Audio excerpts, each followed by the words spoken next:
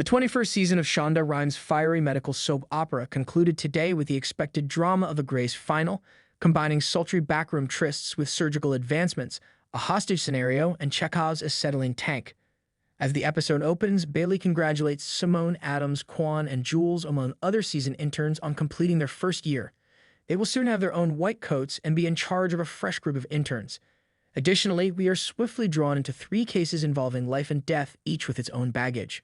One concerns Norah, who recently confessed her love for Owen to Owen's wife, Teddy, much to Owen's chagrin. In order to save Norah, Teddy must construct a new aorta and perform a stapling operation, which defies everything he knows about cardiac surgery. Not easy either. Doing surgery on the woman who is having an affair with your spouse.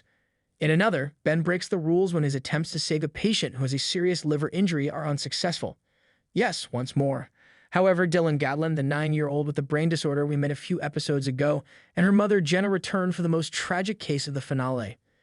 Jenna becomes so irate after Dylan's initial surgery goes wrong that she brings in a tank of acetylene and threatens to blow up the hospital if Amelia doesn't operate on her daughter right away. How does everything work out? Does Meredith appear in real life? And does that acetylene tank explode? In our Grey's Anatomy Season 21 finale explainer, we go over everything. Meredith, played by Pompeo, has narrated Season 21 in its entirety. She has only been in person a few times at Grace Sloan.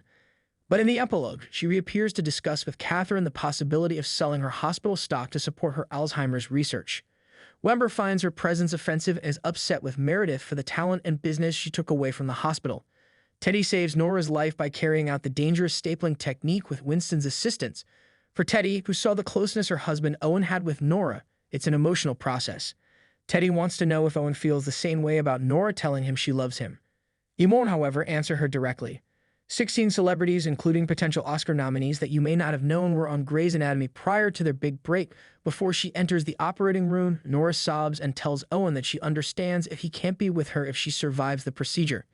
She says her mother doesn't have anybody else, so she wants him to take care of her in case she can't make it. She will survive, Owen promises her. Teddy hesitates during the surgery when the moment of truth comes. Winston responds that they must act immediately. The pressure from her heart could blow the staple line, and she'll die the moment that we staple her aorta, she says. The decision to reduce Norah's blood pressure in order to alleviate pressure is a compromise. Norah survives as a result of the successful gamble. You changed what was possible today. Owen tells Teddy after the fact, you changed medicine. And yet I still lose, Teddy responds, devastated by his treachery. Owen and Teddy seem to have split up by the end of the episode. This is in spite of Owen telling Teddy that he still wants to be with Norah even though he has feelings for her following her operation.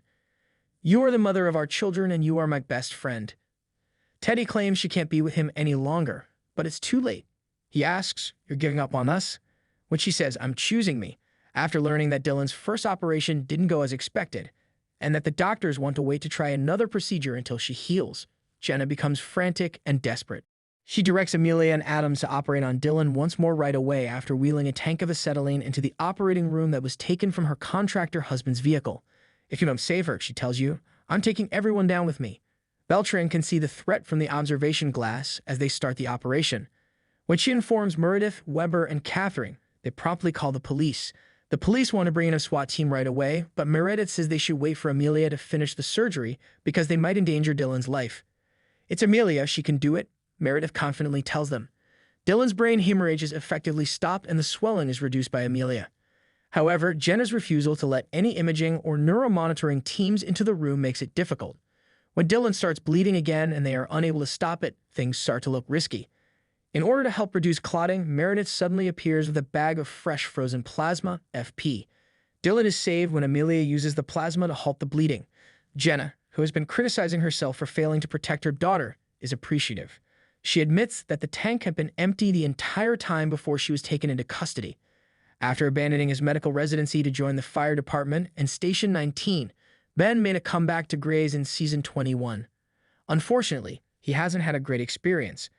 He disobeyed Teddy earlier in the season by keeping the ER open in the midst of a heat wave, and now that choice is back to haunt him. Teddy wants him gone, and today might be his last day, according to Bailey, his wife and co-worker. In this episode, he continues to break the rules. He chooses to operate on him in the intensive care unit because the hostage scenario prevents him and his patient from being in an operating room. Despite his anger, Bailey chooses to help him since he has nothing to lose. The pair grieves outside the hospital after the procedure is successful. I should have stood up for you more and protected you, she continues. Ben assures her that she's not to blame.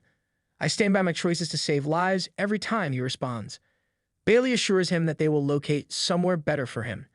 As the newlyweds have a passionate hookup in a storage room, Joe and Link spend the most of the episode not realizing that there is a hostage scenario.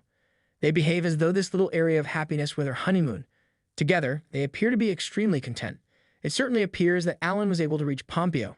Meredith is reminded of how much she misses the ore after assisting Amelia with the plasma.